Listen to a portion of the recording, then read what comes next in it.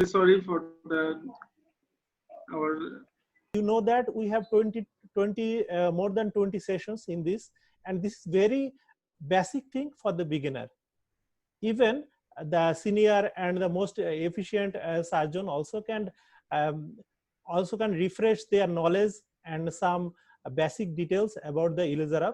And now I'm another thing is that Dr. Mostofa, he is also co-host of this session. And Dr. Mostofa, as I am delivering my lecture, so you can please handle the participation list. If anyone waiting for joining, please admit them. You have the right to do this. I already permitted you as a co-host. So now I am sharing my screen, and I think hopefully you can enjoy my lecture. Can you see my screen, sir? Yes, yes. Yes, sir.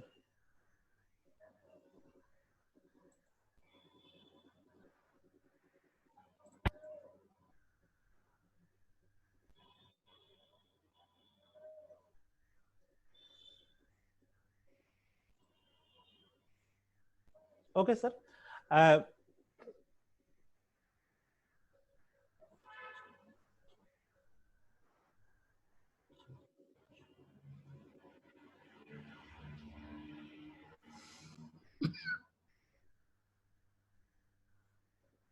Okay.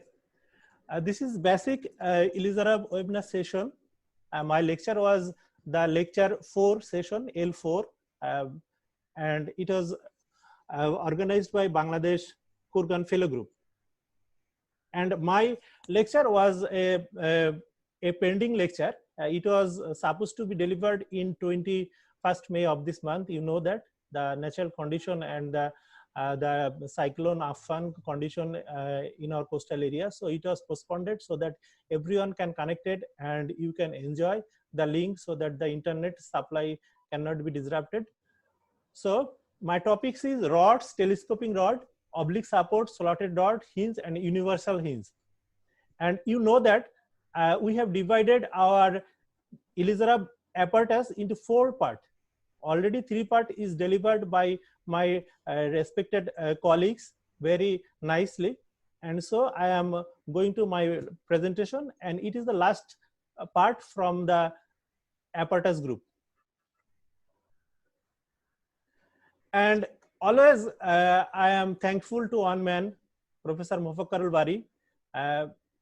He is my mentor, and everything, the knowledge and all the thing I gathered from him, and so that I can deliver my lecture and can reach you by some of the important aspects of this type of rods, telescoping and other things. So I'm going to my presentation. And you know that I am very much fond of what the original Ilizarab apparatus set is, what the original Ilizarab or the Kurgan method is. I am very much fond of it. So I want to mention that this picture I have taken from the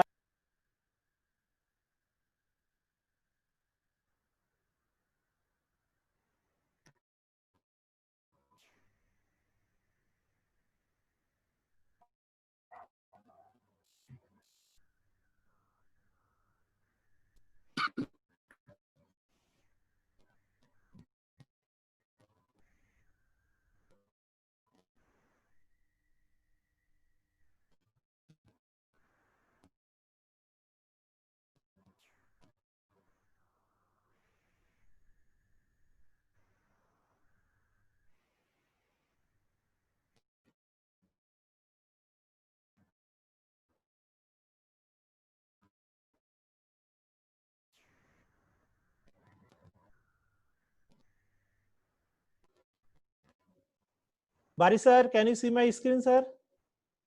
I was a little bit disconnected. I don't know why. Sir, can you see my screen, sir?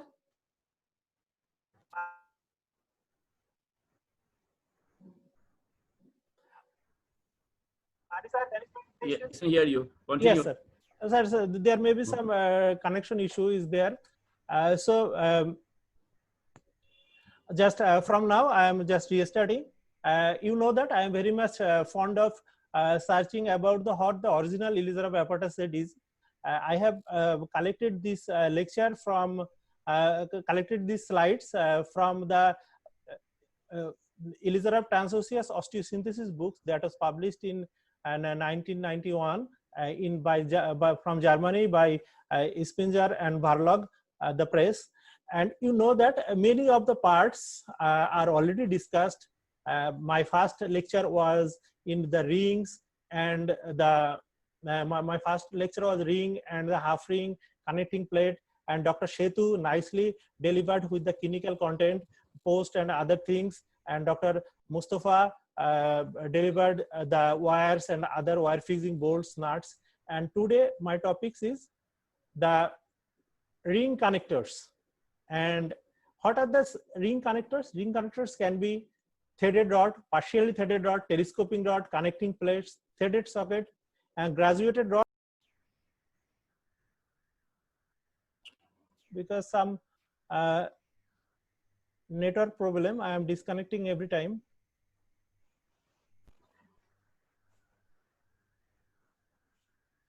Okay.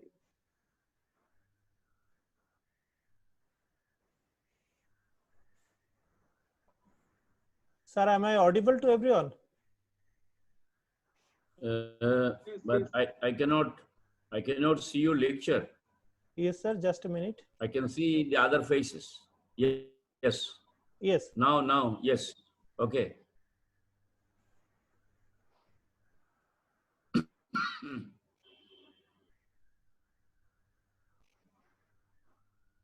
So there are 7 components in ring connector, that are threaded rod, partially threaded rod, telescoping rod, and connecting plate, threaded socket, graduated telescoping rod, and oblique support.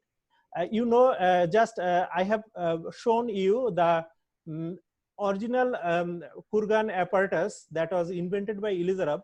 That some of the apparatus that was not initially not the integral part of Elizarov apparatus, but the Ashami in 1948 and the Italian Elizarov group, they invented some of the apparatus, and which was became the integral part of the Elizarov apparatus.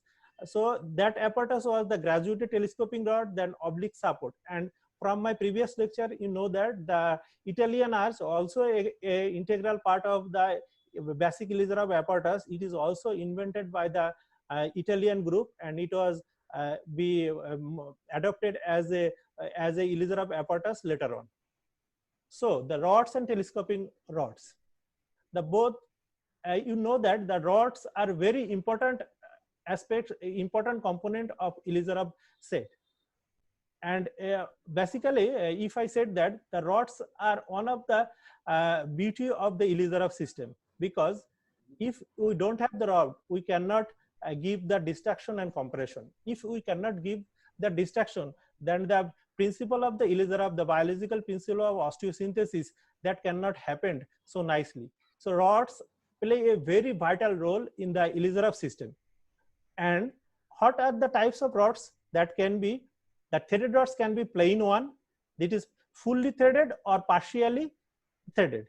It can be slotted and it can be cannulated one. So threaded rods. And I am very much interested for searching some mechanical communication language by which the mechanical engineers used to symbolize their rods and other things. You may everyone know that M6 is the mechanical name of the rods that used in the Elizarov apparatus. Why this is M6? Because the diameter is 6 millimeters, and it can be we can have this in different length also. I do not want to go through all the lengths because it is very much customized, and you can have all the length. But one thing is mentioned that when the rod is 150 to 200 millimeter of length, then it usually loses its internal strength to resist the bending and other axial protection. So in that situation, we have to use the threaded rod. We have to use the telescoping rod. So please keep in mind that when the ring distance is more than 150 or 200 millimeter, then we should use the telescoping rod. Sir, you we very happy to know that so far our participant is 33, even though there are some technical issue. And you know that I am very much meticulous about measuring all the Russian implants and our replica implants. And the rod strength is a very important thing for ring stability. Usually the original Russian rods are accurately 6 millimeter. But in our settings, especially I am mentioning what we have found in my country, that usually that rods are hardware rods, usually 40 inch in length, and we cut short and different length so that we can use it in the Elizarab. But none of the rods I measured several times. I did not get that rods are adequately the 6 millimeter in diameter. So definitely when the rods is 6 millimeter diameter, and it is very much stout, and it's protect the frame from bending and also distribute the load very evenly. So biomechanically 4 rods provides greater protection. So how many rods we should put in our ring? And I have shown in our previous lecture some of the biomechanical tips. I also want to repeat here, because if you recapitulate, if you recycle your knowledge more and more times, then you can learn and you can every details of the Elizarab things, because without practicing you cannot be a perfect Elizarab surgeon. So you, for mechanical support, you must put 4 rods, but sometimes you may give the 3 rods, where in upper limb or in pediatric side, or when there is the half ring or there is the 5/8 ring, you can put 3 rods. But when there is subjected to load, axial loading, especially in case of the lower limb, you cannot put the 3 rods. Even you should reinforce by the telescoping rods. And one important thing I already mentioned you, that the distance between the 2 neighboring rings must not greater than the diameter of a ring. And other sense, I have told you that the distance, if the distance is more than 150 millimeter, you should use the telescoping rod. So these things you should keep in mind during the frame assembly. And rod biomechanics, I shall refer you to the, please go to my lecture 2 session. It is very available in the YouTube also. And I mentioned you earlier that a rod is a heart of Elizarab system. You can give it can be a compression tools, it can be a distraction tools, and even in case of wire tensioning, it can be a tensioner role. And Elizarab, in the initial stage, that the tensioning of all the wires is very much crucial. Elizarab principle is that you should maintain the tension of the wires from first to last in the same manner. Otherwise, you cannot get the good result. So how can a rod be a tensioner? And I have searched in the Elizarab books that he advised that if you give 0.5 to 1 millimeter distraction in a frame, not otherwise indicated, in 2 or 3 weekly, then the tension itself can cause the retensioning of the wires. You know that in body, in leg, in anterior, lateral and posterior part of the leg, there is a heavy muscle bulk. These muscle bulk work as a distraction resisting force. This distraction resisting force can cause retensioning of the wire. So if you get the loss of tension in your frame system, then you can do the tension with this system. And other thing is that if you have the good quality of wire fixation bolt, usually in Russia for the last year, when we are visited, we found that they use the hexagonal, a heavy head, usually 6 millimeter long head wire fixing bolt for their wire fixation, and it is very much tension friendly. Even you can put 100 kg tension with this wire fixing bolt manually. So it was very design friendly wire fixing bolt we have found in Russia, and also in Bangladesh we are using this wire fixing bolt custom made. I will focus on this issue on my on my ongoing lecture in the last part of our basic Elizarov session. But today my topic is rod, and now some rod biomechanics. And I am just recall this from my previous lecture. If you put the Mostofa said that if you put the wires very far apart from the rods, it can produce, when it cause micro motion and more motion, it can produce hole in the bones. And also for the proper and equal load bearing, the all rods should be nearer to the wire fixing bolt. That same principle, when a building there is subjected to the pillars and beams, the same things is happened. All the things are very biomechanically sound. So when you mounting a frame, you should keep all the things accurately, so that you cannot get the failure. The assembly failure is the one of the major cause of the Elizarov failure. So frame assembly tips: always mount your frame with the longitudinal axis of the longitudinal axis of the bones in 90 degree. Elizarov is a beauty of right angle. I am saying is that whenever you fix anything in the Elizarov ring, you should keep in mind that everything should be 90 degree. Otherwise, you cannot keep fixing in the Elizarov system. If it is less than 90 degree or more than 90 degree, then there is some buckling of the rods, some buckling of the rings and other things. Even the wires are more stressed in the bones. So the Elizarov system is the beauty of 90 degree. You should always maintain this type of fixation principle during the frame mounting. And rods can be also reductive tools. And I want to simplify this drawing. I am so as I am not very good in drawing, but if you just minutely follow my figure, that see that if you follow the curvature, the central point is the longitudinal axis of a bone, and it is proximal bone, it is distal bone. When it is a fresh fracture, and you can assemble the rods as a manner that it can be reductive tools. Always maintain the length of the ring or rods from the longitudinal axis of the bones, like it is say that the length is x for the proximal fragment. And if you maintain the same length in the distal fragment from the longitudinal axis of the bones to the ring, and if you fasten the rod now, then the bones will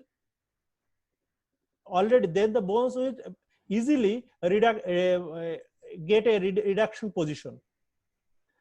Our previous thought about Elizarov was that put Elizarov anyway, then you can make the reduction, translation, angulation, anything later on. But I think this principle should not be followed. Try to reduce the fragment as best as you can in your operative field. If your fracture is a fresh one, and if the other confounding factor is not there, then you can do it very easily by maintaining the Elizarov principle. So the basic principle is that always keep the long axis of the bones same distance, both in the distal fragment and proximal fragment, same distance, so that the reduction is very easy by a rod. And other thing is that I already told you that always Elizarov is a game of 90 degree, but sometimes if you want to put the rods in a little bit angle position, you know that Elizarov ring has the 8 millimeter hole and the rod is 6 millimeter. So this 2 millimeter of hole allow you to angulate a some distance, and it is very much helpful for my implant because my implant, all the rings hole are not collinear. Sometimes if you place two half ring side to side, then some of the hole are missed. So same thing happened when you passes your rods from one ring to another ring. Please try to put it 90° as possible. But if you need to put it a angle manner, then you can use the cubic washer. This cube washer is very helpful so that you can put a rod angulated position if you need. I do not suggest you to put this always, but if you need, sometimes you need for other type of fixation also. What happened if you put the dissimilar holes, nut and rods? Sometimes when you tighten the rod and tighten rod and nut in a ring, you know that Elizarov is always maintain the 90° angle. The rod and ring interface is 90°, and another rod and ring interface is also 90°. So usually all the rods are bended. You frequently encounter during your clinical practice this type of rod bending is very obvious. Usually when something stainless steel is bended, it will produce a static energy in this system. This static energy sometimes cause the displacement of bone fragment. So not to tie anything that is not a natural position. Always tighten anything or tie a wires in a position that it used to be. Use washers and other things. Use good spacing hole ring so that you can have a good amount of fixation and good stable and biomechanical principle oriented fixation. And now one thing I want to mention that Dr. Mostofa already beautifully presented the nut. I want to give you one tips that don't use 3 millimeter nuts. Always use 5 to 6 millimeter. In Elizarov system, M6 nut can be 3 millimeter in height, 5 millimeter or 6 millimeter. I suggest at least use the 5 millimeter one, because the 3 millimeter wide, the nut usually slips in your spanner, and one time it slips, the edges of the hexagon is usually blurred. So always use the highest length nut so that the tightening of the rods and the ring and other supportive component is very much stout. Usually when you load on the Elizarov ring, when you manipulate anything, then there is the loosening of the nuts and other parts.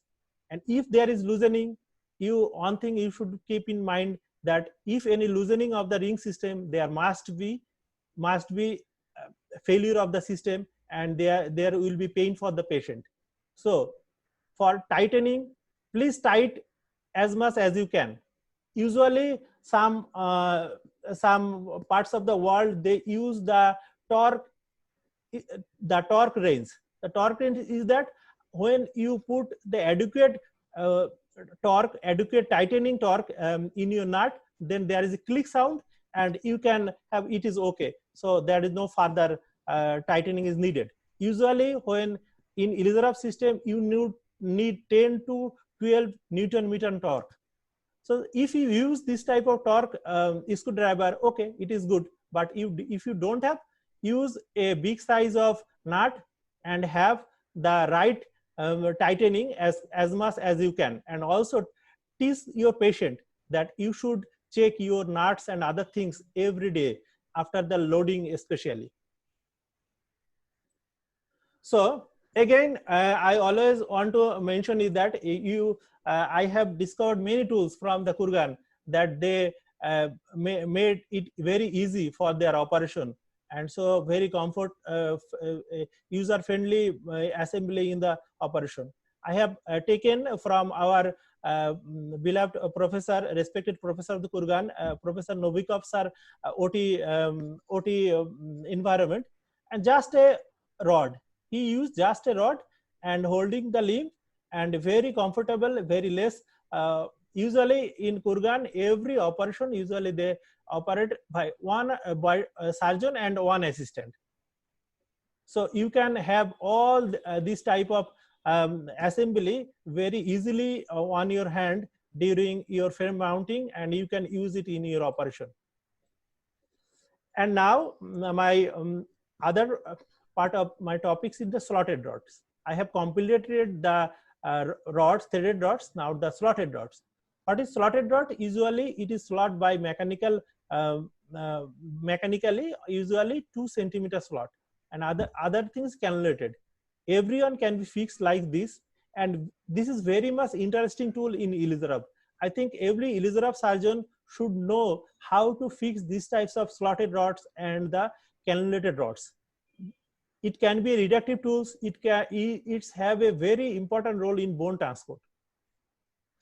And I already told you that you can put continuous tension by putting this type of slotted rods, and even you can gradual bone transport of wires by the supports. And how these slotted rods can be fixed? Just bend the wires at 90 degree and put 2 nuts in between, and you can tighten it, and you can very easily fix this type of wire and rods assembly. And how can we fix these slotted rods with the wires? By post. From Nazmul Huda Sedu lecture, you are very much well known about this post and other things.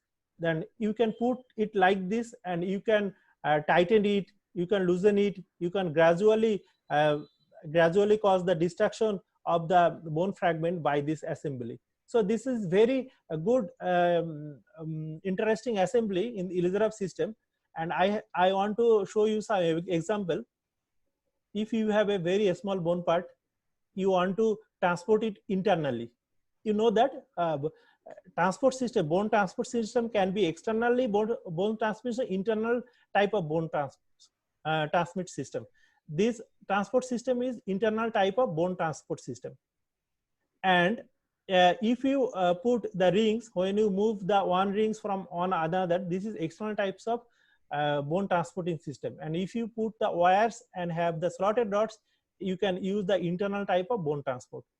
Even this is the C picture is very much challenging, because sometimes it's have some docking issue, and you have to calculate and put the slotted rods and wires very meticulously, so that there is no deviation of the fragment. And the other thing is that when you have the spiral fracture, you put 2 olives and this type of slotted rods and systems, and which is fixed with the rings by the post and other things, you can have the counter traction in both sides, continuous counter traction. Even after post-operative period, you can good alignment and bone contact. So as I have told you that the slotted wire fixation system is very much friendly and very much good reduction equipment. And this is one of the picture from my clinical experience. This part of bones is osteomyelitic, have a history of, you see that there is a hole in the medullary cavity, is a interlocking nail was inside, and because the osteomyelitis and discharging sinus, the interlocking nail is removed, but there is a very negligible amount of bone protection is there, as it is femur, it can broken anyway, and there is discharging sinus. I have drawn a diagram on the middle, that I just a split osteotomy there, put a olive, and the olive with the rods is fixed in the distal rings, and it was gradually transported, and after that the good union and have the good bulk of bone is there. So the patient, it is removed all, and patient have the good bone condition, no discharging sinus. So it is one example. You can I have shown in my previous lecture that by slotted rods and the olive wires, you can have the transverse transport of the fibula also. So now the other component of my presentation is that the telescoping rods. I have completed the threaded rods and threaded rods with the modification. Now the telescoping rods. Telescoping rods you should use, I have to mention that when it is usually 140 millimeter apart. So what is the telescoping rod? Usually the Elizarov telescoping rods, it's have a aluminum aluminum alloy cylinder on the outside, and it is fastened by a ring with a bolt and a partially threaded shaft protruding from the cylinder attached to the next ring frame. The rods may be 100 millimeter, 150 millimeters, and you can customize your size. What is the figure of that? This is the aluminum cylinder, and this rod, this nut is for tightening with the rods. And one thing you mentioned that if it is partially threaded, then it is better. Otherwise, this nut will destroy the thread end of the rods. So sometimes the telescoping rods should be replaced if it is not a partially threaded one. But you can use the full threaded ones with this aluminum cylinder also. And other thing is that graduated telescoping rods. Usually it is not a very own component of the conventional Elizarov apparatus set. It was introduced by Elizarov Asami, Italy, and now it is an integral part. And it is very user friendly and have the several features that you can use in your clinical practice. And this is a photograph. This is a figure. Usually there is a lock here. If you rotate 1/4 of the cycle, then the lock it is locked, and you have to unlock this for the next turn. So it is controlled by both the patient and the surgeon, so that you cannot give the more turns or more distraction. And you also have the full threaded rods in between, and the cylinder is fully threaded and cylinder is graduated, and every turn there is a click, so that the surgeons and the others and the patient know that their turn is over for this time. And it is marked as 1 to 4 and 4 to 1. Usually 1 to 4, when you go into 1 to 4 direction, it is in distraction direction, and when you decrease the 4 to 1, it is in compression mode. So now I am just coming to the last part of my presentation. It is another topic is the oblique support. This is original Russian oblique support, and it is the illustration from the available Elizarov books. And one thing I should mention is that usually this type of oblique support used to build to make the uniaxial to multi-axial. Usually when you put shunts and have a small of arcs like pelvis arcs of Italian arcs or any other things, then the multi-axial Elizarov frame is usually turned into the uniaxial one. And if you put this type of oblique support or oblique rods and other things, then you can tie the Elizarov uniaxial frame from the medial side, or as a whole 360-degree support you can give through this oblique support. So this oblique support is very much crucial for the stability of the Elizarov ring.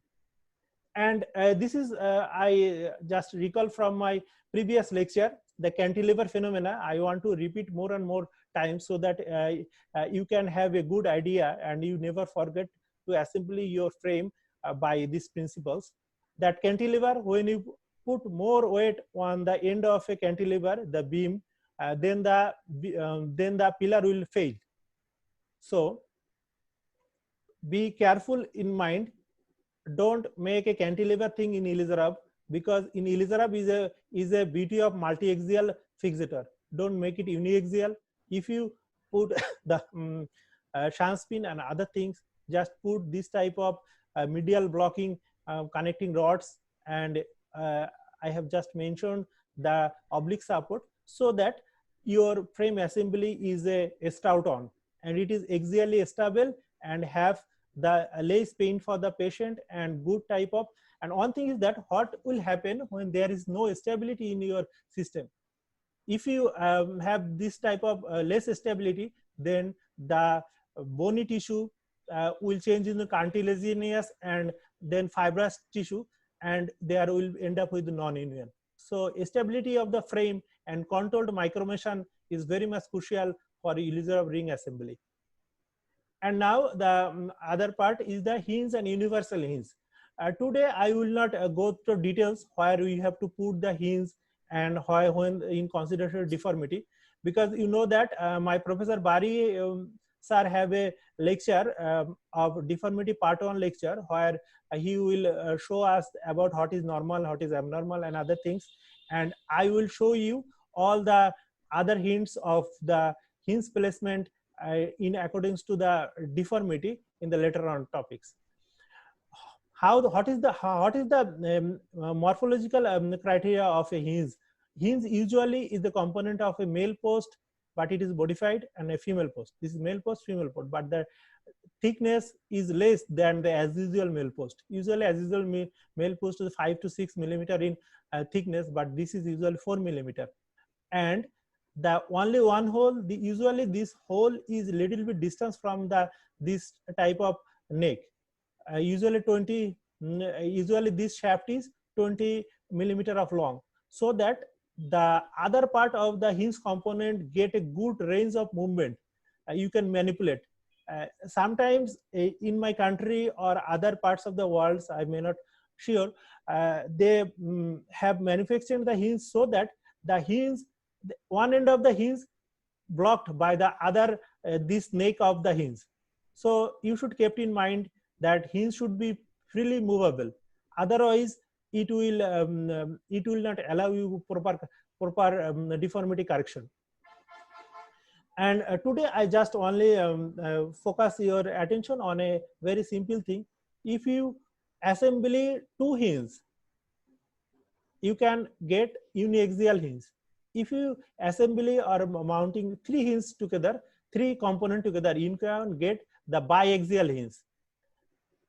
Usually the Kurgan group, they very much fond of using this type of biaxial hinge in all kind of fixation. You know that usually bones fixation, bones deformity usually in a oblique plane deformity. That means the deformity both in varus and valgus direction, also in recurvatum and procarvatum direction.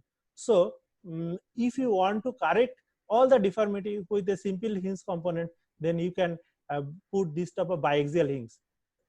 If you allow 1 hinge, then it will correct the any particular direction, like the sagittal direction, like the equinus.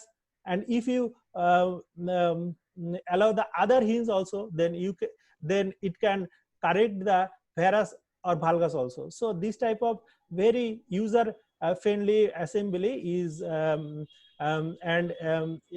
available, and you can mount it very easily by whatever the instrument do you have.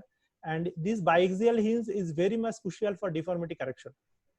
And some clinical photograph for using biaxial hinge. This is a deformity in the tibia. It was collected from the Kurgan Center. They use the biaxial hinge.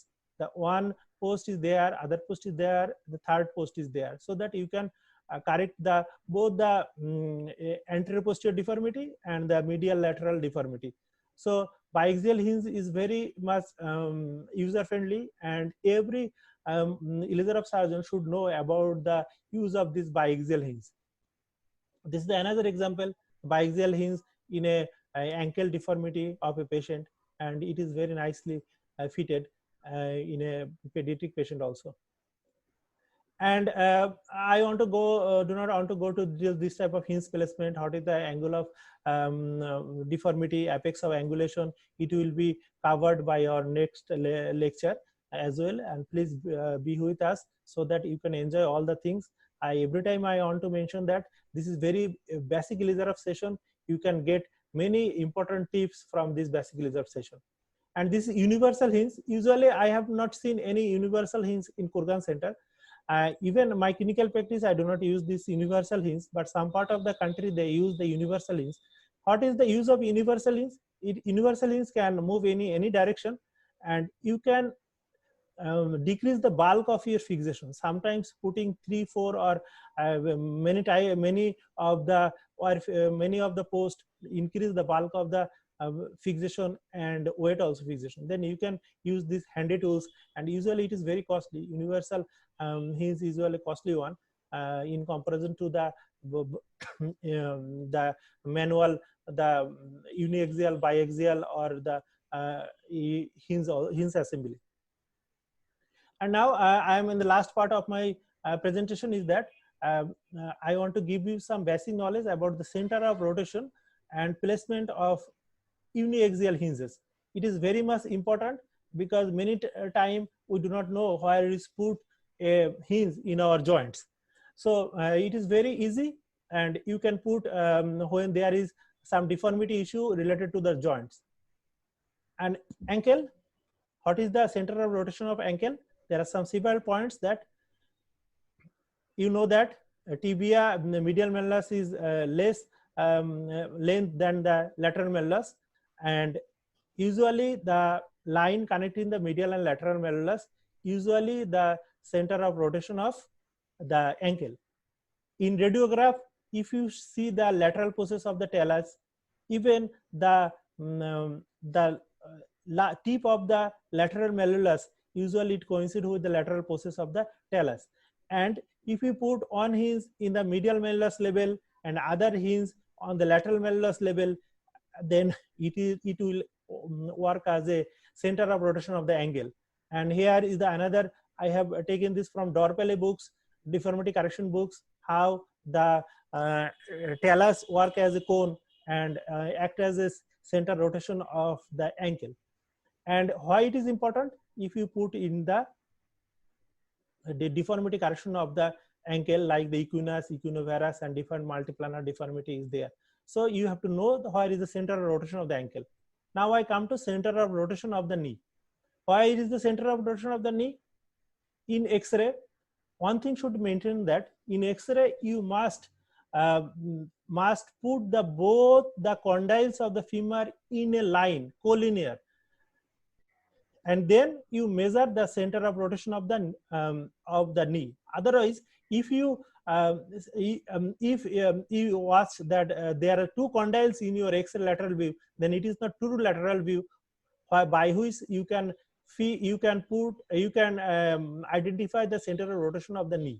If you have the C-arm, and then you can identify the center of rotation very easily by putting a line or KOR from the posterior surface of the femur, and everyone you know that Blumenstadt line, and where it connect, usually this is roughly it is the center of rotation of the knee. And another thing you can identify, just put hinge randomly in the knee and take a movement of the knee joint where the hinges are placed. Usually it works as a center of rotation of the knee. If you go through the radiograph, you can accurately measure this, and manually you also can identify the center of rotation of the knee by just have a flexion extension movement by articulating the hinge loosely. And it is for the knee joint, it is very much important when you put the knee frame for contraction, for knee flexion contraction and other things. And what is about the hip? Usually hip is not a uniaxial joint. Usually it is a multi-axial or circumduction joint. So it is very difficult to put a uniaxial hinge in hip. So what is the reference point for putting the hinge in the hip? That is the joint orientation line. The joint orientation line passes from the center of the head to the tip of the gated trochanter. And if you have to put the destruction, any arthrodiastasis of the hip, you can put the hinges in this line. So as I told you that this is not a uniaxial biaxial joint, it is circumaxial joint. So usually this type of center with the hinge you will not work in case of hip. And now lastly, the elbow. The center of, where is the center of rotation of elbow? In X-ray, it is the center of the capitulum. If you in surface marking or bone marking, it is a little bit 4 to 8 degree just oblique to the connecting line of the lateral and medial malleolus. And if you put, if you want to correct the elbow contracture, you have to put the hinge in this direction. If you do mismatch the hinge in a joint, then the force generated in the Elizarov frame will displace your ring. So this is very in a nutshell for the center of rotation of all the very important joint in the body. and I am in the last part of my session. And everyone, you know that you can enjoy more and more times this lecture in YouTube, in Elizarov Clinic KUMC. KUMC means the Kustia Medical College Hospital. I have a YouTube channel, so I am uploading this in my channel. And my lecture is the L6 lecture by Dr. Karmuzzaman, wire tensioning and tensioner and thermal necrosis. And you would be happy to know that the Ortho World, the Indian orthopedics website, they want to they want to help us by propagating the knowledge and the circulation of our webinar to all the Indian surgeon as well as the world different surgeon group by their website Ortho World. Doctor, I am very much thankful to Dr. Shamsul Huda sir from Indian. He is a very renowned and famous Indian surgeon. He is very kind enough to permit this website ID for us, and from now you can also get our link through this ID so that you can connect through this link.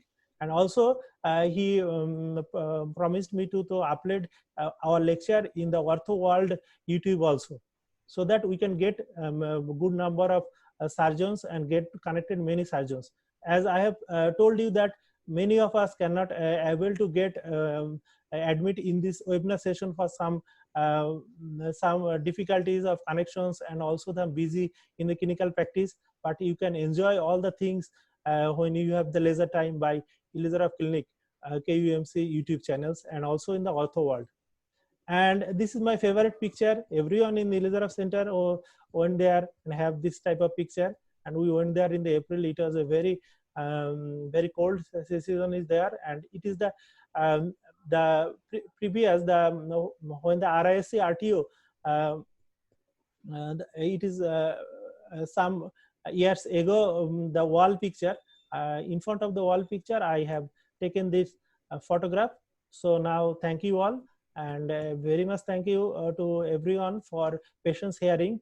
And I have seen that the participation list is more than 30 and now is 28 now. So I am very much thankful to everyone for patience sharing. And now I am handed over my microphone to my professor Mufakarul Bari to have some comments of the session. And I think today we can continue a session a little bit more time. So if you have any question, we will go for the question session. After this, I will hand it over my speaker to my professor Bari sir.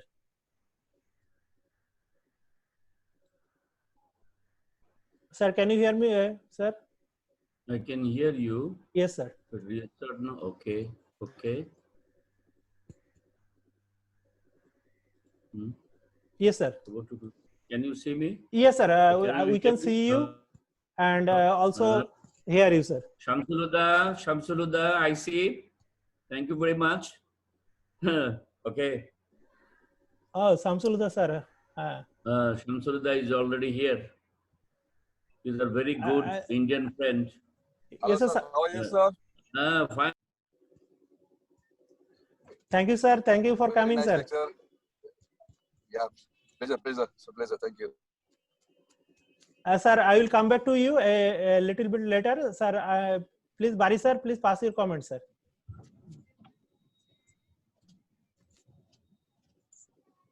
Professor Bari sir, can you hear me?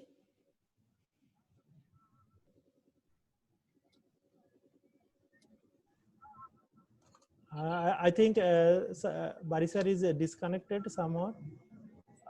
So, Shamsul sir, please pass some comments. I think I am searching for you for a couple of minutes. Where are you? Because I cannot get your connection. Yeah, sorry. Actually, I joined late because I was in my clinic, so I couldn't hear the full lecture. But I just heard the last few of your minutes. It was a wonderful lecture. Thank you, sir. So I couldn't hear the full lecture. So yeah. Sir, you can also enjoy this in YouTube also. Yeah, I would request because I'm not joined in the beginning. I request you all to give me a recording of the whole webinar so I can upload in my Ortho World YouTube also. Sir, how can I send it to you by Google Drive? After the full recording is done, you can upload on the Google Drive and Yes, share sir. me the Google Drive link. Okay, sir, I'll do that. Please do. Thank you, sir, for coming. And now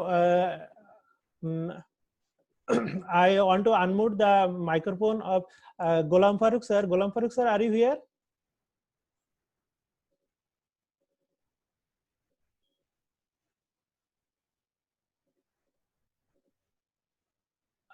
So I am not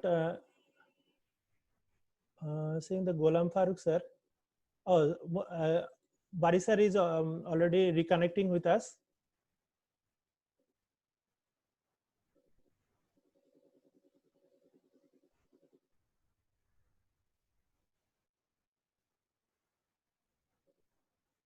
So I am seeing many of our friends from Nigeria. They are with us. And Bari sir, can you hear me, sir? Bari sir, can you hear me?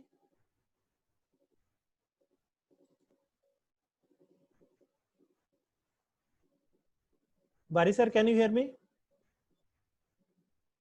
Many of the surgeons from the Nigeria, they are connected with us from first to last. If you have any question, please hands up. Bari sir, can you hear me, sir? So Bari sir is facing some difficulties of network issue of reconnecting. He is already connected, but I cannot hear from him.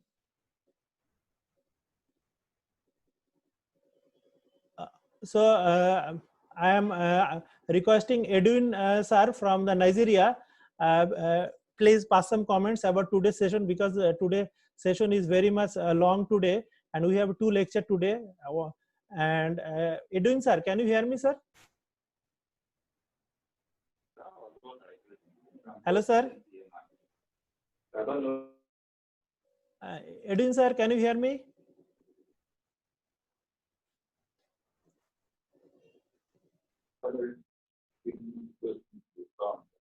Hello, sir.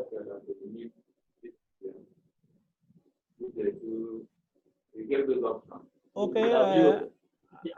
I think. Hello, Edwin sir, can you hear me? So, I think we are disconnected somehow, and I'm requesting Professor Bari. Can you hear me?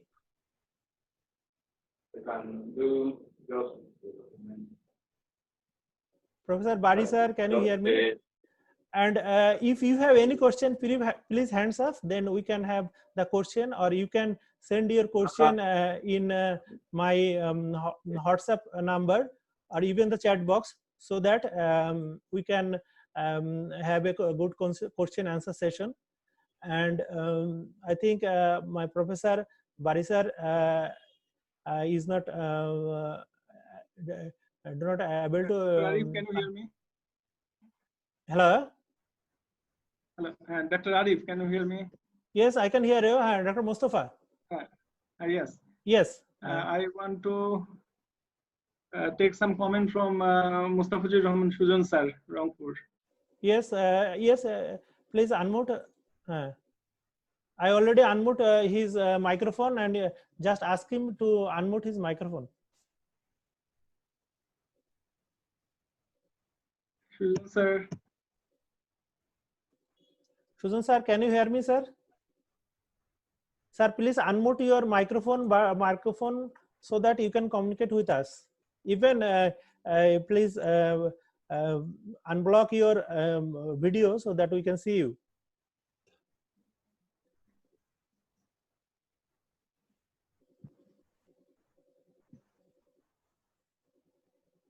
I think. Oh, sorry, sir. Some network issue. So I think we can now end our session, because many of us don't have any question. Even I am requesting everyone, please go through our YouTube channel, see our lecture as much time as you can, so that do you have any question, please send to us so that we can we feel very glad to have the answer of the questions. And if you get any discrepancy in our lectures or anything contrary to the original Elizara principles or other things, we might have mistaken any part of our lecture, please feel free to knock us. Your contribution will be granted as a kindness. So now I am just asking Dr. Samsuluddha sir for as you are connected with us, please conclude our session, because we cannot connected with my Professor Bari sir for some reason. Bari sir available. Bari sir available. Bari. Samsuluddha sir. Bari sir, yeah, hello. Yeah, sir, can you hear me? Video is not, yeah, I can hear you. Yes, sir. Sir, we are just near the end of our session, and if you have any advice or comments, please have. And if I can get the Bari sir, then I can try to reconnect him. Yeah, thank you, Dr. Arif. It was a wonderful session, and I would request you all to give your links of the previous YouTube recordings so that I can upload on my OrthoWorld's site, because yes, it is a great subscriber list. Okay, and I also request you also to share with me all recordings on the Google Drive. Once you upload all your videos on Google Drive, you can share the link so that I can upload on my OrthoWorld's, because I'm connected with Ortho TV also. Yes, okay, sir, I know that. And please continue this session. It was a wonderful session. And please continue this. Thank you. Thank you, sir. Thank you, sir. I'm seeing that Bari sir is back. And Bari sir, I'm requesting you to please unmute your microphone. You can unmute from here also. You can do that from here also. Yes. Yes, sir. Bari sir already. Sir. Yes, sir. Thank you very much, Shamsuluddha, and all the other foreign from Nigeria, from Nepal. Thank you very much that you have joined with us. So lecture of Arif was very good and Mustafa was good. I enjoyed the lecture. I am always the student. A doctor is always a student. When he fails to be a student, he dies. I learned from my junior colleagues. Okay. And today's topic was very good. Especially, the Elizar of this biological and at the same time mechanical. Mechanical, if you don't know the instruments properly, then it will be very difficult. And my request to all the orthopedic surgeons, please, if you want to nourish your brain, try to learn Elizar. And it will culture your brain. And everybody is telling, I don't know, Elizar is very difficult. Only the playing with wires. No, biological principle is a very big thing, philosophy. And Arif, you rightly mentioned everything, all the central rotation of the joints of the hip, elbow, even you should tell the wrist, knee and ankle. These are very important things. And Elizara is always the mathematical formula. It gives you always to think something, how you will proceed further. So we don't have time anymore. And from our group, that is Kurgan Fellow Group, I'd like to wish you all the best for all the time. Thank you very much. Thank you, sir, for your nice and inspiring speech. You are always inspiring, and for your juniors. So now I am concluding the session, and one thing I want to mention you that. Sorry, sir. Yeah, I want to add one more thing, Dr. Arif. Yes, sir. Please, sir. Next session, I'd like to offer live YouTube streaming of the session also. Thank you, sir. I will get you connected and have some technical details. I will share with you, sir. Sure. Thank you, sir. Thank you. Thank you, sir. Samsuluddha sir is very kind to us and always very good friend of us. And we have a very wonderful time in Assamicon 2020 in Delhi, just before the Corona period. And I think it was the last phenomenous travel of our Bangladeshi fellows in Delhi. And the Assami Delhi organized, Assami India organized this very nicely. And I hope that Samsuluddha sir and others, the faculties from the Delhi, always with us for continuous support and advice. And one thing I mentioned is that our next session will be very interesting. It will on the wire tensioning, the thermal necrosis, and the other wire techniques regarding the Elizarov. After that, we will go the other session. It is a very stepwise session, and we completed all the apparatus so far.